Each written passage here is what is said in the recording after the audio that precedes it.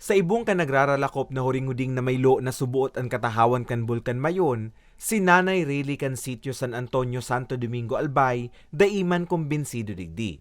Sabi niya, imbis na makisabayan sa pagpapalakop nin mga salang impormasyon, hahalaton niya na sa nadaa ang kumpirmasyon kan mga eksperto. Sa siring na paagi, mas mababawasan daan paghadit na namamate ang urog na kan mga labing apektado sa pag-alboruto kan Bulkan mayon. Dugang pa niya, ikinakahandal niya naman ang pagparababa kan uson. Urog ng nasa 8 kilometer extended danger zone sa naman ang sa indang residensya. Kaya laom niya, lugod dain na magparakrear panin istorya ang iba niya tong kababayan. Laro ba ko man gadluho?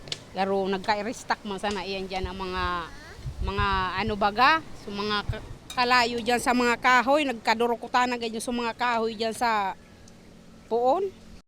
Kung si Nanay Rayleigh day nagtutubod na igwang bagong luho ang nasabing bulkan, si Ate Rosalie kumbinsido ng gad na maray.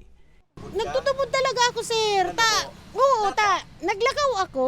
Pikiling ko sa bukid, sa bunganga. Warang aso siyang itom. Paglakaw ko, sa baba kang bunganga, ngayon nga napigpailing ko sa endo, sir na po.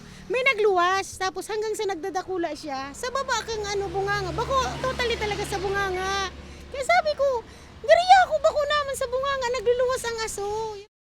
Sigun sa Feebox, nasa pagberipikar pan sa indang opisina kung posible mananggad na mangyari ang nagraralakop na istorya dapit sa subuot luho na nanotaran kasudma sa katahawan kan Bulkan mayon, partikularmente sa Basudgali.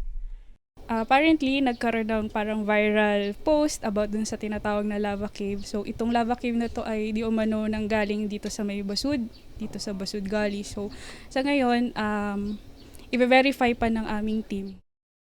Paglilinaw man kan Feebox, bako pa pagtugaan nanotaran na may ibog na aso pasado alas 5 nin hapon kasudma, kundi sarong dome collapse pyroclastic density currents o uson sa naman na uminabot sa 4 kilometro. Sa presente, mayo pa man ang nahihiling na magabat na indikasyon ng opisina kan Feebox nga ni itaas ang alert level kan Bulkan mayon. Mientras tanto, sa pinakahuring datos, nakapagtala ng 511 rockfall events, 38 pyroclastic density currents asintulong low-frequency volcanic quake and Feebox. Para sa mga Baretang Tatak Bicol, Carmelo Balia.